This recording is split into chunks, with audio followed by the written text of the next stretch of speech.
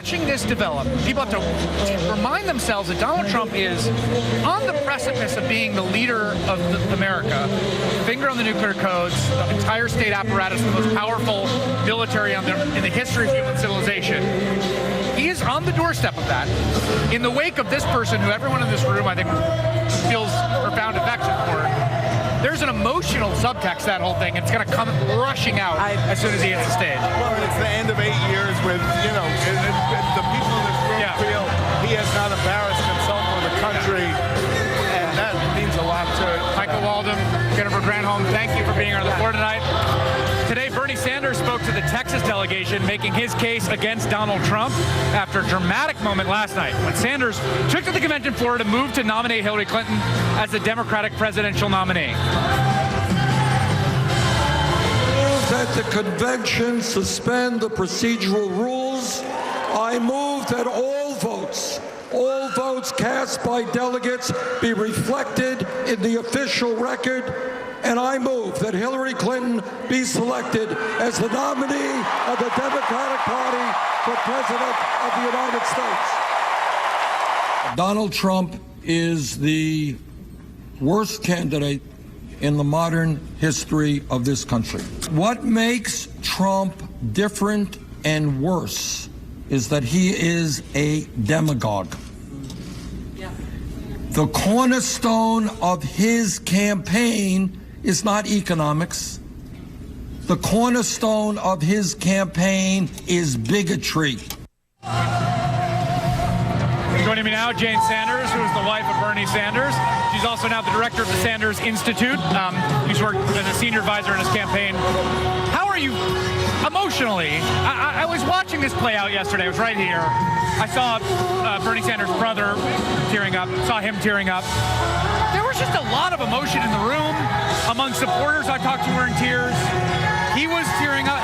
Well, emotionally, what have the last 24 hours been like? Well, it's been the last 15 months. We've been going. In the last week or so, it's been more difficult going to meet with our supporters, all the delegates, and them being just heartbroken. That's the hardest part, seeing them, but telling them it's not over. We are just moving into a new chapter, and we've together really created a new revolution that actually has moved the Democratic Party to the left to be much more progressive, and we've made a number of accomplishments. Now what we need to do is to elect people up and down the ballot, from the Senate and the House to state legislatures and city councilors, to make sure that the policies that we fought so hard together for are actually implemented. Senator Sanders, I thought what he just said there was interesting. He said there's a specificity. There's two ways to think about Donald Trump. Just another Republican, or as representing a special and unique threat.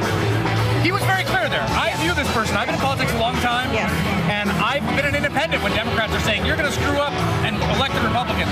I'm in a situation where I'm viewing this person. I'm saying there's a specificity to the threat he represents for the people like myself and all of you who share our values. Absolutely. I mean, that's made it easy. It's made it easy for us to make the turn. It's difficult. It was a hard-fought primary, and there are differences that Secretary Clinton and Bernie have. That are not ever going to be bridged. They're different people with different politics. We're going to keep on trying, though. We're going to keep on trying to move her over. But I think that having Donald Trump as the nominee, I mean, he does not seem to believe in the Constitution of the United States. He's dangerous. When we're talking about President Obama and what a phenomenal job he's done in the last 7.5 years, we need to not only protect that, but move on, keep on making progress. What do you say? I mean, I've talked to a lot of Sanders supporters this week, and they range. I mean, there are some people who are saying, don't talk to me about how scary Donald Trump is. I'm going to vote for Jill Stein. There's others who say, of course, I'm going to vote for Hillary Clinton. For the folks that are still not sold, what is your elevator pitch to them? I think I tell them that it isn't over.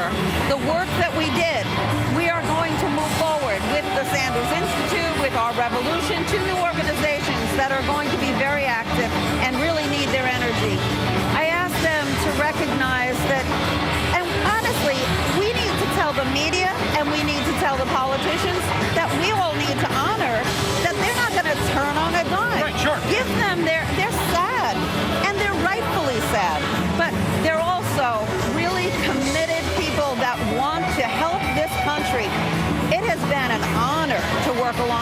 supporters. I mean, we've met so many wonderful people, and you look out among the masses that have come, and it's impressive. They are committed to really making a difference in a positive way, and I hope that you listen to them. I mean, there aren't the names, they aren't the politicians yet. They will be, but they will do it differently. They lead from the heart, and they know what they believe in. They stand on principle, just like Bernie does.